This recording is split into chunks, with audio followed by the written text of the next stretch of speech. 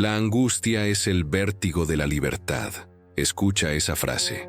No solo la escuches, siéntela. Deja que resuene en las profundidades de tu ser, porque no es una cita cualquiera de un filósofo empolvado.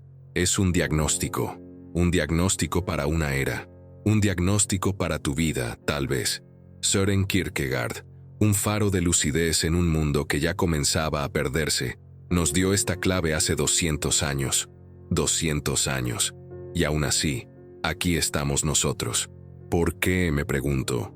¿Por qué 264 millones de almas, tal vez incluso la tuya, están enredadas en las garras de los trastornos de ansiedad cuando la respuesta, la verdadera respuesta, ya nos fue susurrada por el tiempo?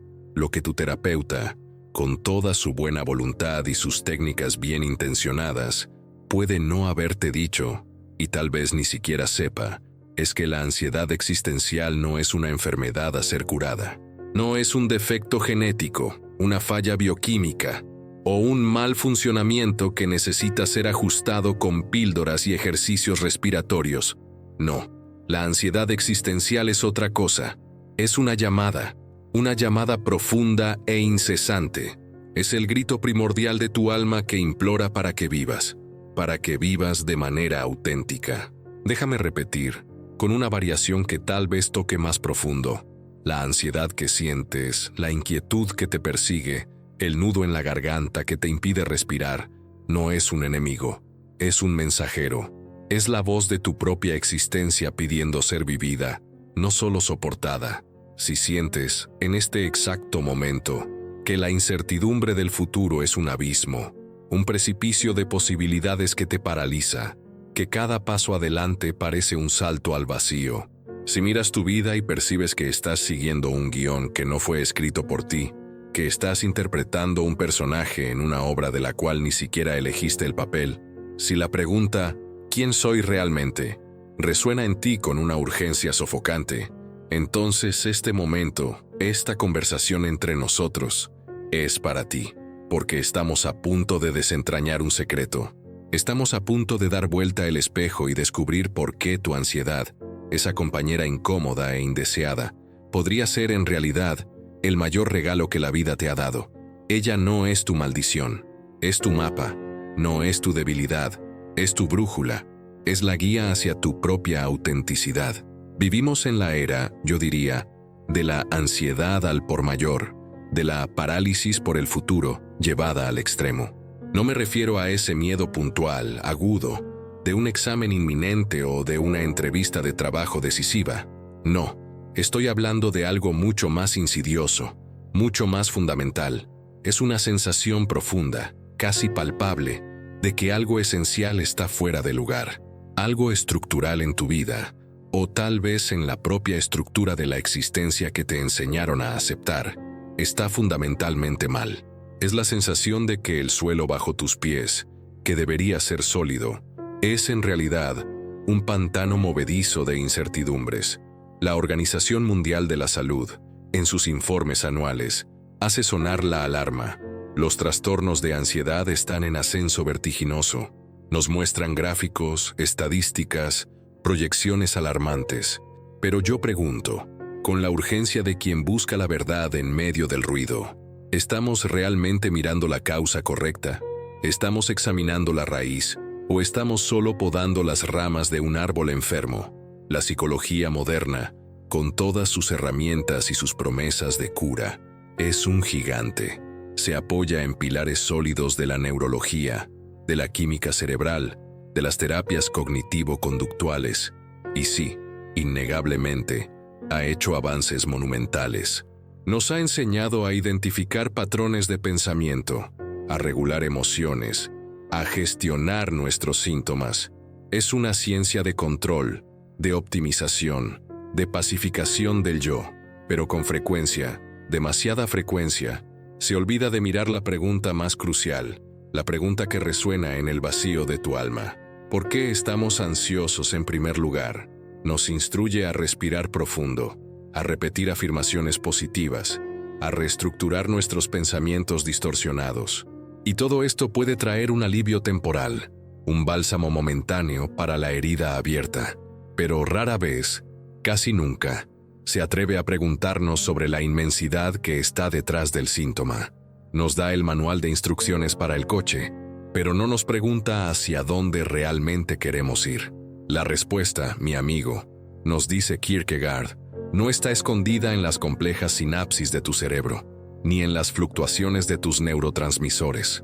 La respuesta, impactante en su simplicidad, reside en la inmensidad vertiginosa de tu propia libertad, en la infinitud de decisiones que te confrontan a cada segundo, a cada latido de tu corazón. Esta no es una crisis psicológica común, es una crisis existencial. Es el sentimiento avasallador de no saber qué hacer con tu vida, con tu libertad, con tu tiempo finito en este planeta. Es ese vacío, esa ausencia de un mapa preexistente para tu jornada, lo que nos deja paralizados, congelados, incapaces de avanzar. Es por eso que no te mueves. Es porque no tienes hacia dónde moverte, un propósito que sea tuyo. Porque si la respuesta es sí, entonces tu ansiedad no es una falla. Es tu alma rebelándose contra la prisión de la imitación. Es tu yo auténtico golpeando la puerta, exigiendo ser liberado. La psicología moderna, como una fortaleza de conocimiento e intervención, tiene sus héroes. Aaron Beck, por ejemplo, revolucionó el campo al popularizar la terapia cognitiva. Nos enseñó a cazar los pensamientos distorsionados, a identificarlos como enemigos de nuestra paz mental y a corregirlos, a reestructurarlos hasta que encajen en una narrativa más funcional, más racional. Y sí, en muchos frentes, este enfoque funciona. Nos da herramientas para navegar la tormenta de pensamientos negativos. Ofrece un puerto seguro para mentes turbulentas. Pero, ¿y si? Y aquí reside la cuestión que divide el abismo entre el manejo de síntomas y la búsqueda de la verdad. ¿Y si esos pensamientos ansiosos que te atormentan, que te parecen irracionales y distorsionados, no fueran distorsionados en absoluto? ¿Y si fueran en realidad una respuesta honesta, brutalmente honesta, a una situación existencial insostenible? ¿Y si tu miedo del futuro, tu sensación de vacío, no fuera una falla cognitiva, sino un reflejo preciso de la falta de significado en tu vida?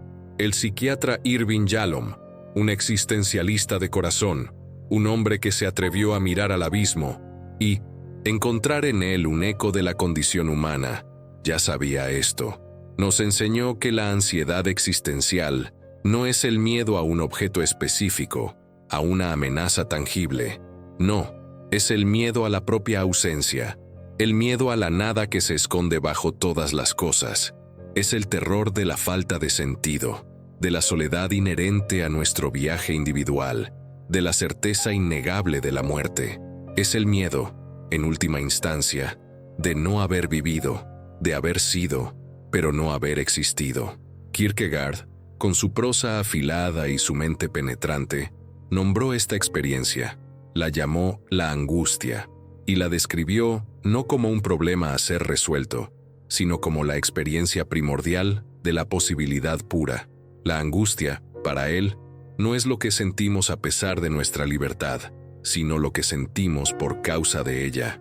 Es el precio que pagamos, la carga que llevamos, al darnos cuenta de que somos infinitamente libres para elegir, libres para ser, libres para no ser. Mientras la terapia, con sus mejores intenciones, trata incansablemente de reducir la ansiedad, silenciar el síntoma, Kierkegaard nos susurra una verdad radical. La ansiedad es un maestro, es una guía, es la señal, el faro, el grito de alerta. Es el sentimiento que irrumpe en tu pecho, que aprieta tu garganta cuando finalmente te das cuenta de la vastedad de las posibilidades que se extienden ante ti. Es el vértigo que te golpea cuando comprendes la responsabilidad colosal de elegir, de moldear tu propia vida, de definirte con cada decisión, y que esa elección, cada una de ellas, te define. No solo altera tu camino, altera quién eres. Y si tu ansiedad, esa compañera incómoda, no fuera un problema a ser curado, sino una brújula apuntando con una precisión brutal hacia la ausencia de autenticidad en tu vida, una brújula que te dice, estás perdido porque estás siguiendo el mapa de otro, estás incómodo porque no estás siendo tú, Porque la incomodidad, muchas veces, no es una señal de enfermedad, sino una señal de vida. Es la señal de que tu alma está luchando por ser libre. No una libertad superficial, sino la libertad de ser quien naciste para ser, y no quien el mundo espera que seas. Para Kierkegaard, el tiempo no es solo una sucesión lineal de segundos, minutos, horas. No es un reloj que hace tic-tac incesantemente, ajeno a tu existencia. La temporalidad, para él, es la propia estructura de tu ser. Es la forma como el pasado, el presente y el futuro se entrelazan, se confrontan y se definen dentro de ti, en este exacto momento. Tu pasado. El pasado. Es aquello que ya fue, aquello que ya no puedes cambiar. Es el equipaje que cargas, las cicatrices que ostentas, las memorias que te atormentan o te calientan. Es inmutable en sus hechos, pero eternamente mutable en su interpretación. Tu presente, este momento, este aliento que acabas de tomar, es el instante puro y terrible de la elección. Es la única dimensión en que posees el poder de actuar, de decidir, de ser. Es el escenario donde tu libertad se manifiesta o se acobarda. Tu futuro. El futuro. Es la posibilidad infinita. Es el vacío inmenso de todo lo que aún no es, pero puede ser. Es el lienzo en blanco sobre el cual puedes proyectar tus sueños más audaces o tus peores miedos. Es el reino de la incertidumbre, de la potencialidad, del no ser que te invita a ser. La desesperación kierkegaardiana, y él no se refiere a la tristeza superficial, a la melancolía que puede ser disipada con una buena noticia, es algo mucho más profundo. Es la incapacidad fundamental, el dolor del alma, de reconciliar estas tres dimensiones de tu ser. Es vivir en desarmonía con el tiempo, con tu propia existencia temporal. Vivimos en la desesperación cuando nos aferramos al pasado con uñas y dientes. Si hubiera hecho, si pudiera volver atrás, ¿dónde me equivoqué? Es la rumiación paralizante, la nostalgia tóxica que nos impide seguir adelante. Es el fantasma de lo que podría haber sido, acechando lo que puede ser. Nos perdemos en la desesperación cuando nos ahogamos en el presente de la distracción y la evasión. Las redes sociales, el consumo incesante, el entretenimiento vacío, las fugas momentáneas. Es la búsqueda desesperada por llenar el vacío con ruido, por anestesiar la angustia con placeres efímeros. Es estar presente en el cuerpo, pero ausente en el alma, nunca realmente eligiendo, solo reaccionando. Y, paradójicamente, nos paralizamos en la desesperación ante la infinitud del futuro. Tantas opciones, tantos caminos, tantas expectativas. ¿Qué debo hacer? ¿Qué debo ser? El miedo de hacer la elección equivocada se convierte en el miedo de elegir. Y así, no eliges. Permaneces estático, cautivo de una libertad que se convirtió en una prisión. Kierkegaard delineó etapas de existencia. En la etapa estética, tratamos desesperadamente de escapar de la tiranía del tiempo. Buscamos placeres inmediatos, sensaciones intensas, la belleza efímera que nos distrae de la pregunta fundamental sobre el sentido de la vida. Es la vida del hedonista, del coleccionista de experiencias, que en el fondo está solo huyendo de sí mismo. En la etapa ética, damos un paso adelante, pero aún no es la libertad plena. Nos sometemos a reglas, a roles sociales, a expectativas morales y religiosas. Buscamos la aprobación de la multitud, la seguridad de la conformidad. Aceptamos un mapa ya trazado, una vida ya predefinida, para evitar el vértigo de la elección. Es la vida del buen ciudadano, del hijo perfecto, del profesional ejemplar, que en el fondo está solo huyendo de la angustia de la responsabilidad individual. Pero la verdadera vida, la vida auténtica, la vida que tu alma anhela, exige un salto de fe. Y no te confundas, no estamos hablando de un salto religioso en el sentido tradicional, de dogmas e instituciones. No, estamos hablando de un salto mucho más radical, mucho más valiente. Un salto valiente y solitario hacia la incertidumbre de tu propia libertad. Es la elección de lanzarte a lo desconocido, confiando solo en tu propia brújula interna, sin garantías externas. Es la elección de ser tú, cueste lo que cueste. Vamos a dar vida a estos conceptos abstractos. Vamos a traducirlos al tejido de la experiencia humana. Piensa en Ana. Ana es una abogada exitosa. Construyó una carrera impecable, un currículum envidiable. La sociedad le prometió todo: un salario abultado, un apartamento elegante, un estatus social que la colocaba por encima de la multitud. En el papel, la vida de Ana era la definición de perfección, el epítome del sueño americano, o tal vez el sueño globalizado. Pero cada noche, cuando las luces de la ciudad se apagaban y el silencio se instalaba, Ana sentía un vacío, un agujero oscuro e insaciable en su pecho, una ansiedad que ninguno de los antidepresivos recetados, ninguna de las terapias cognitivo-conductuales, lograba siquiera tocar. Probó de todo: meditación, yoga, libros de autoayuda. Nada funcionaba. El problema de Ana no era que tuviera pensamientos irracionales, ni que su química cerebral estuviera desregulada de forma irreparable. El problema de Ana era que su vida, que parecía tan perfecta a los ojos del mundo, no era auténtica a los ojos de su propia alma.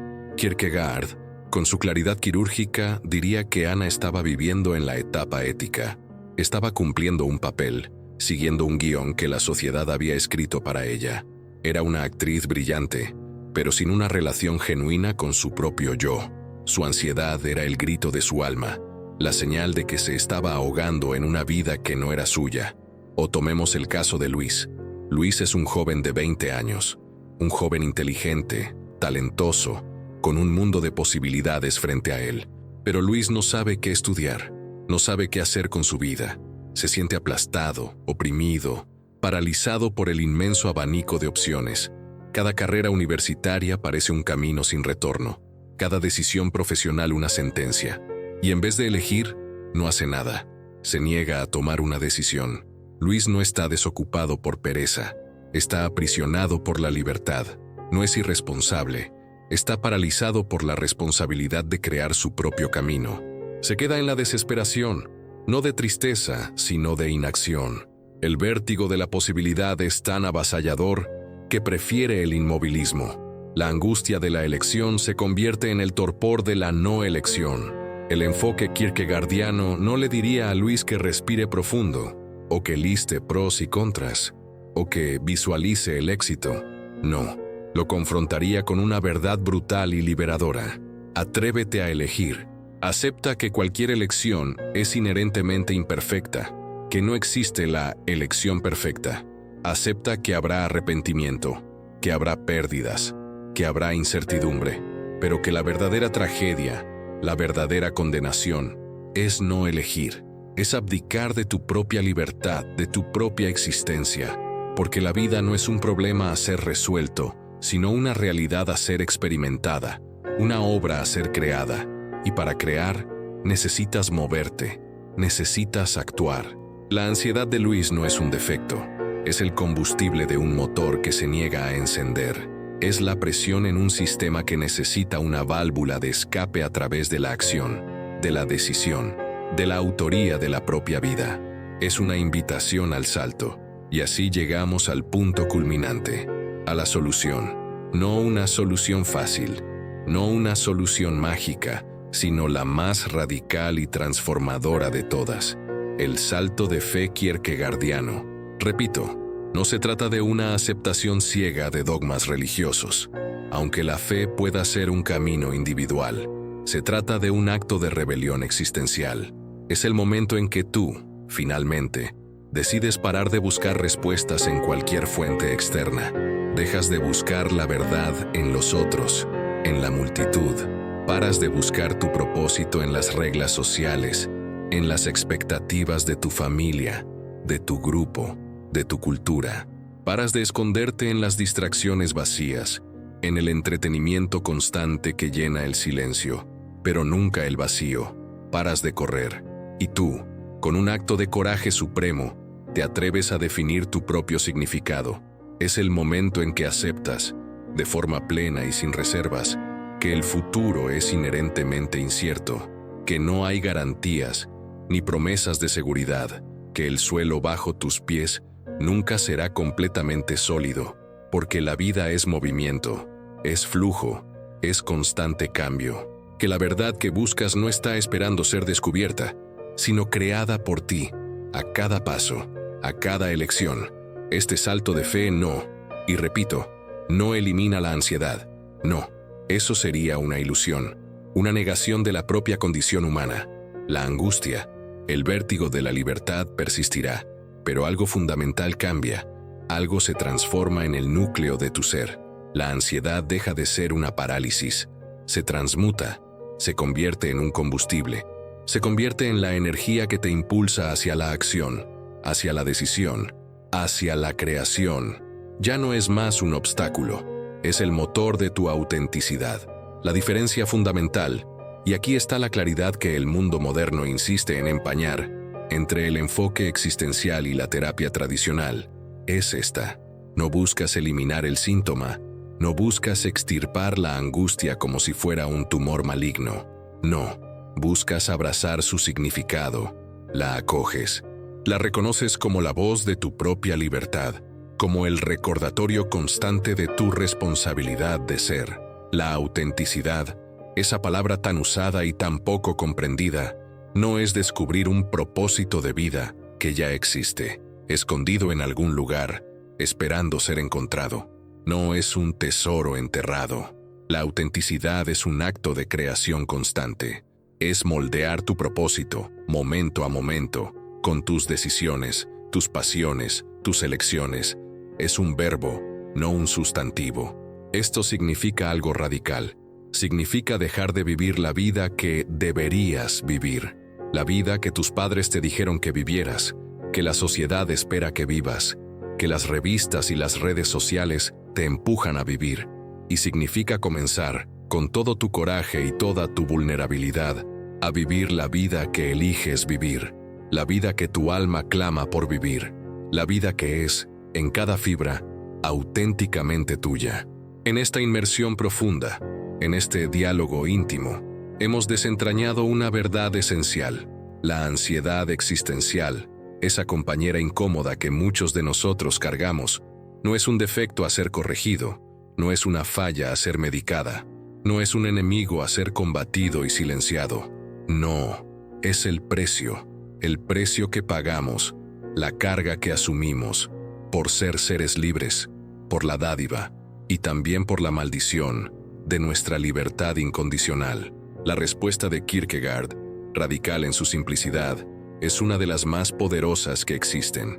No luches contra la angustia, no trates de silenciarla, negarla o escapar de ella. Úsala como una guía, como un faro que ilumina el camino de tu autenticidad.